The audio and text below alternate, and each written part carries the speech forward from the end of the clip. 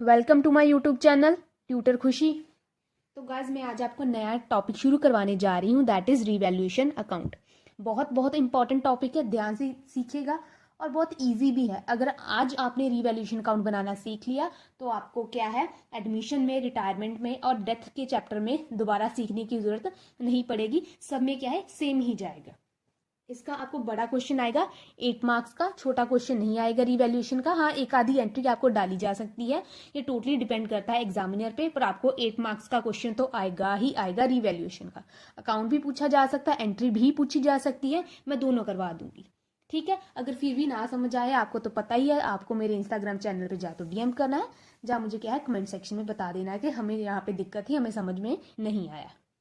ठीक है, तो हम क्या है आज सीखते हैं रीवैल्यूएशन अकाउंट। सबसे पहले मैं आपको बता दूं कि रीवैल्यूएशन का मतलब क्या होता है। थोड़ा सा बेसिक शुरू करेंगे, ज्यादा बोर नहीं करूंगी, जितना इतना जरूरी है उतना उतना इनफ थियरी ही पढ़ा जाएगा, बाकी हम ज्यादातर प्रैक्टिकल पोर्शन पे ध्यान देंगे। तो रीवैल्यूएशन का अगर हिंदी में देखा जाए मतलब होता है दोबारा से मूल्यांकन करना, जिसे कहते हैं रीवैल्यूएशन। जैसे किसी ने एग्जाम दिया हो, उसे अपने मार्क्स अच्छे ना लगे तो आप रीवैल्यूएशन फील करते हो ना, मुझे रीवैल्यूएशन करवानी है। ऐसे ही यहाँ अकाउंट्स में भी होता है, हमें क्या है रीवैल्यूएशन करते हैं। ठीक है, दोबारा से मूल्यांकन करते हैं।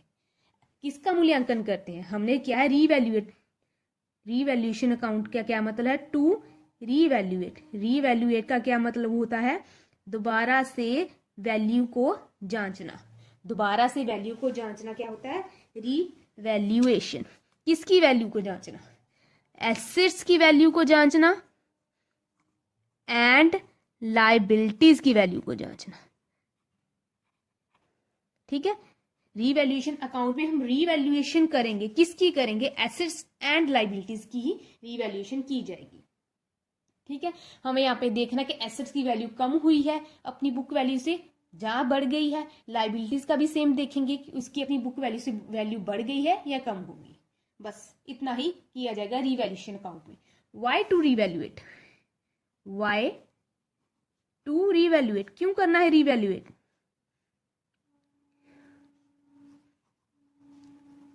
ठीक है, वाई टू रीवैल्यूएट।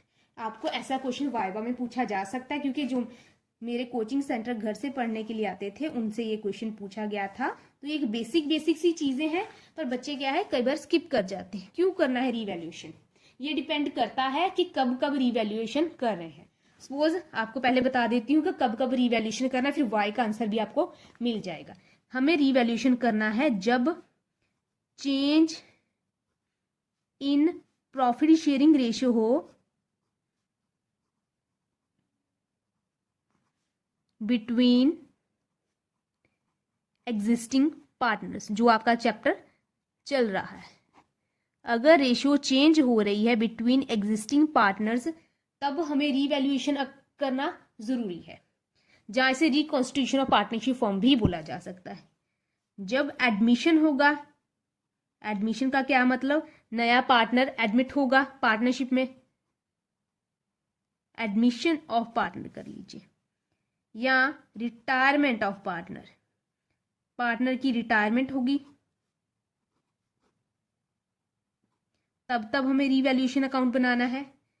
या डेथ ऑफ पार्टनर के केस में, डेथ ऑफ पार्टनर के केस में हमें क्या है रीवैल्यूएशन अकाउंट बनाना है। इन चारों के केसेस में क्या हमें रीवैल्यूएशन अकाउंट बनाना है।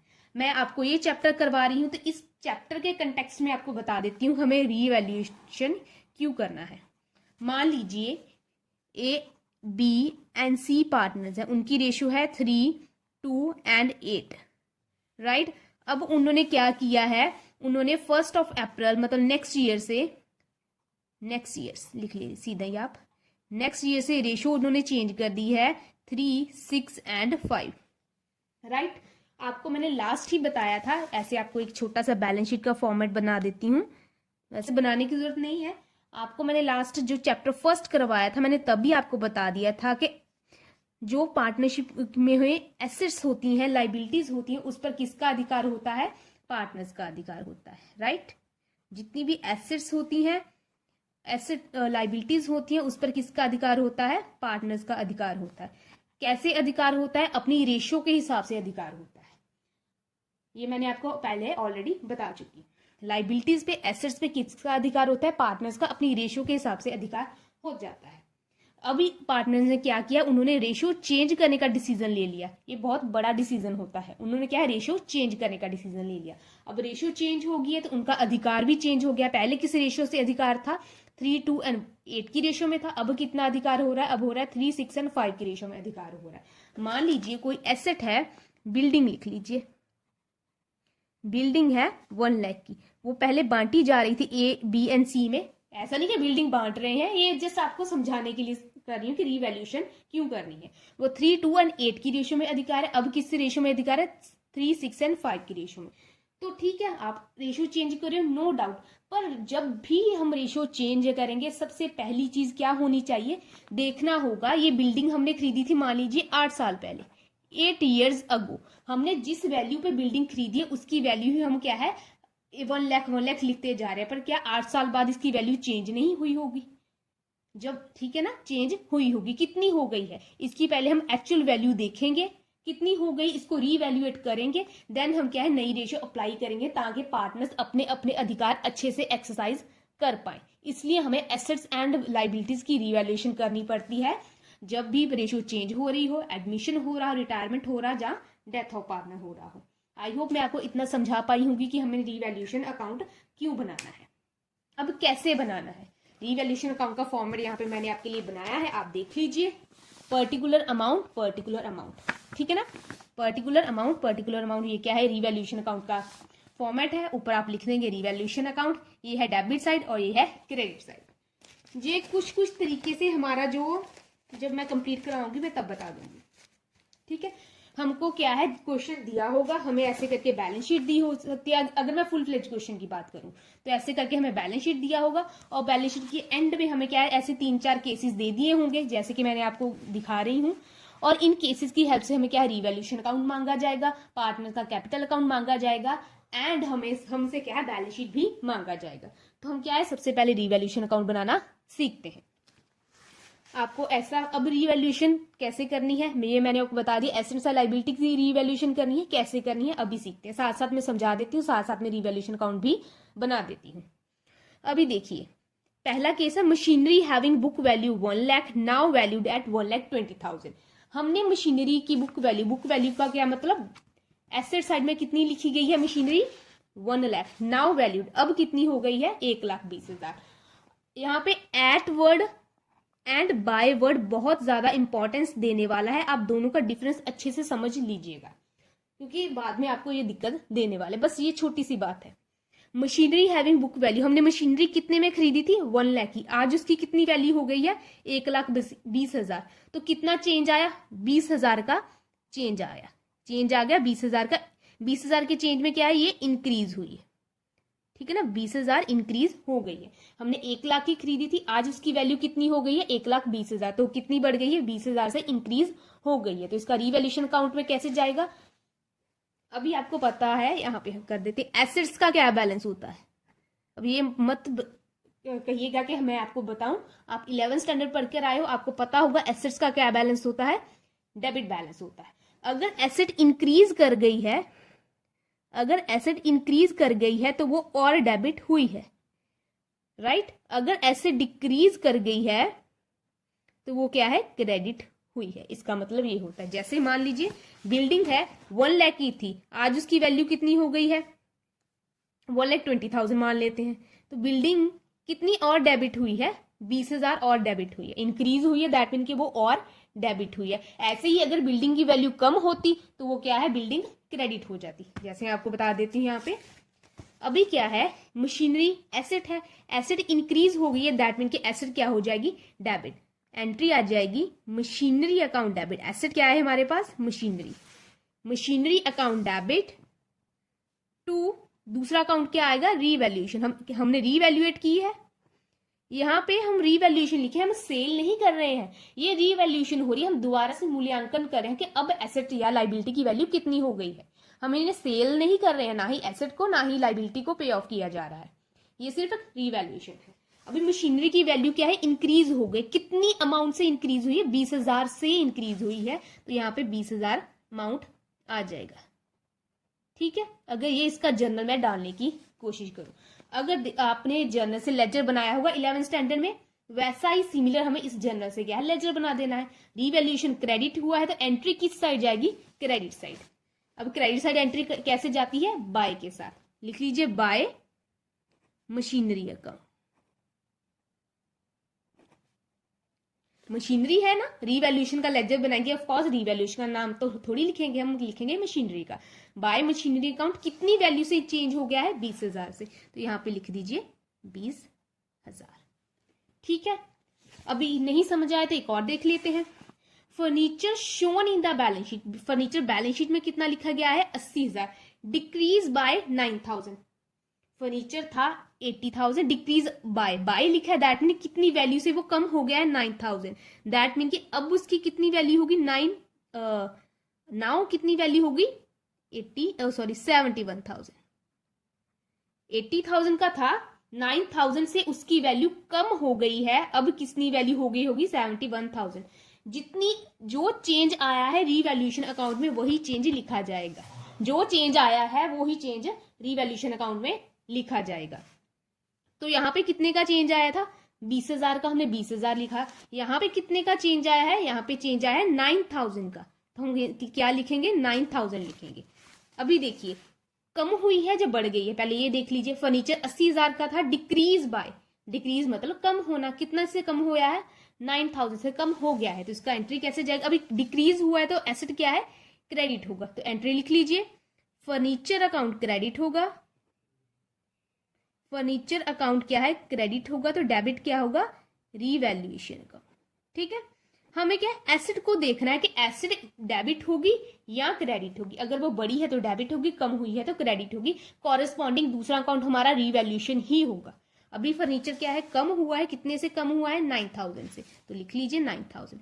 जितनी अमाउंट के साथ चेंज हुआ है वही क्या है, अमाउंट यहाँ पे जाएगी।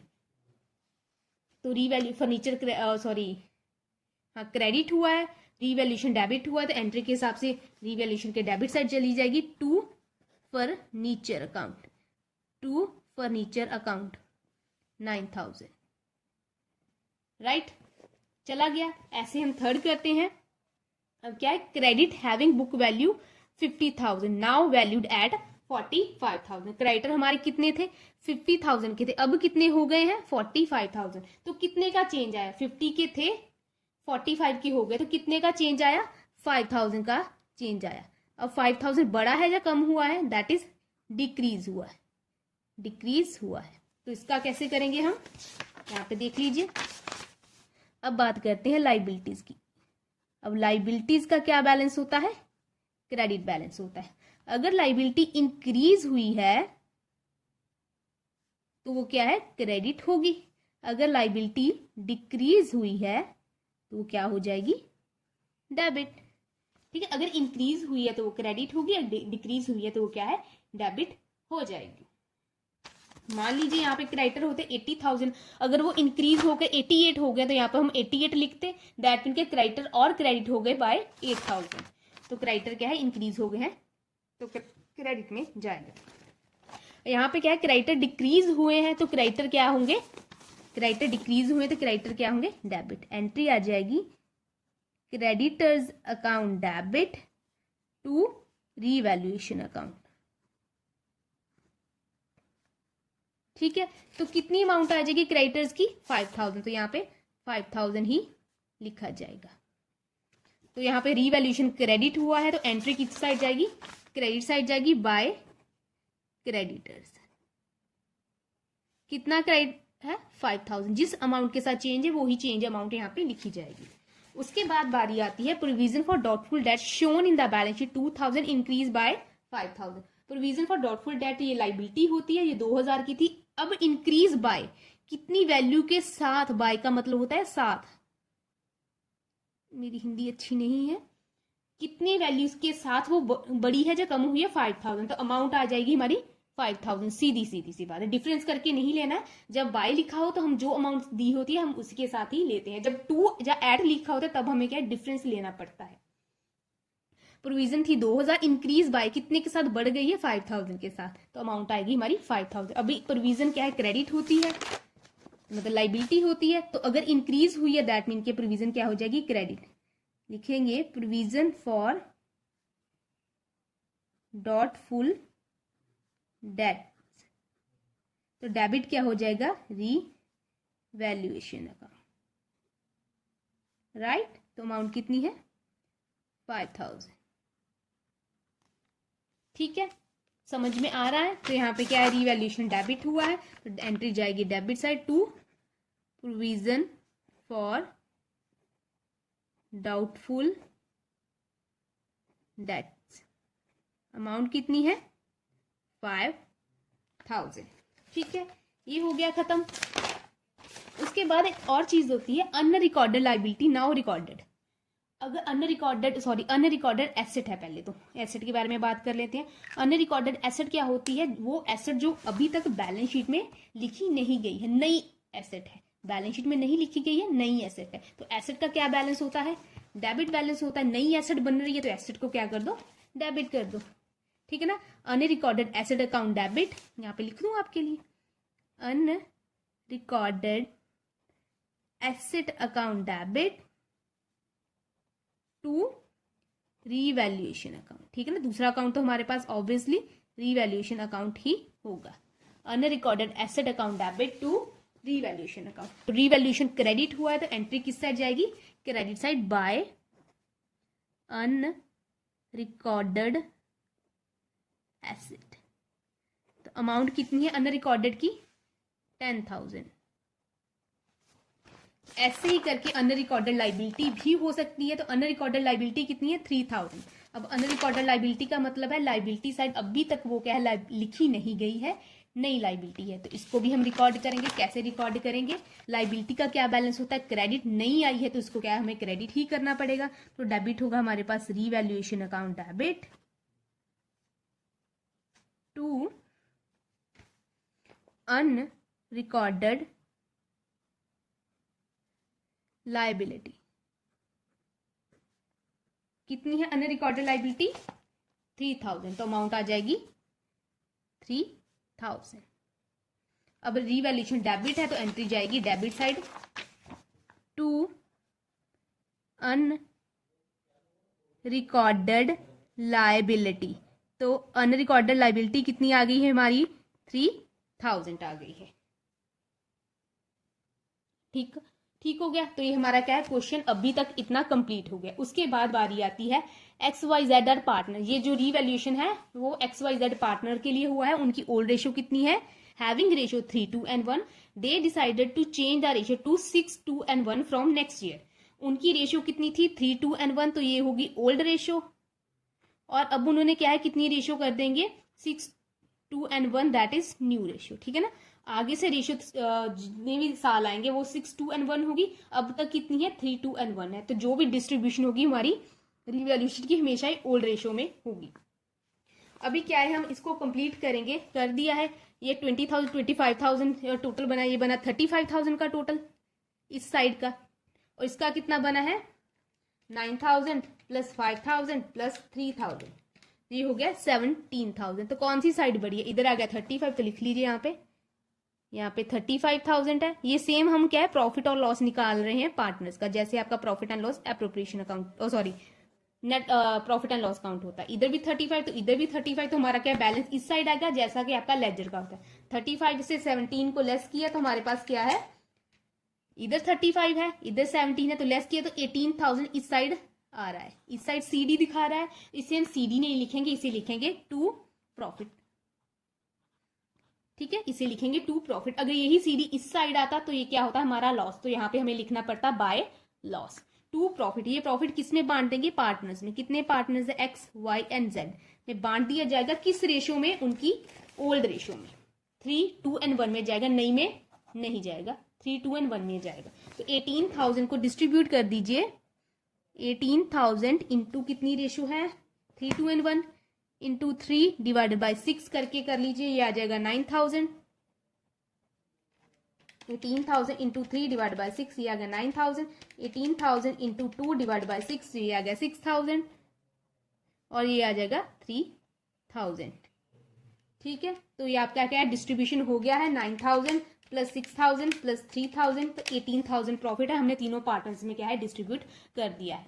इतना था आपका रीवैल्यूएशन अकाउंट। इसके आगे मैं फुल फ्लेज क्वेश्चन जो रीवैल्यूएशन के वो आपके लिए लेके आऊंगी आपकी बुक्स में से, जैसे जैसे भी होंगे।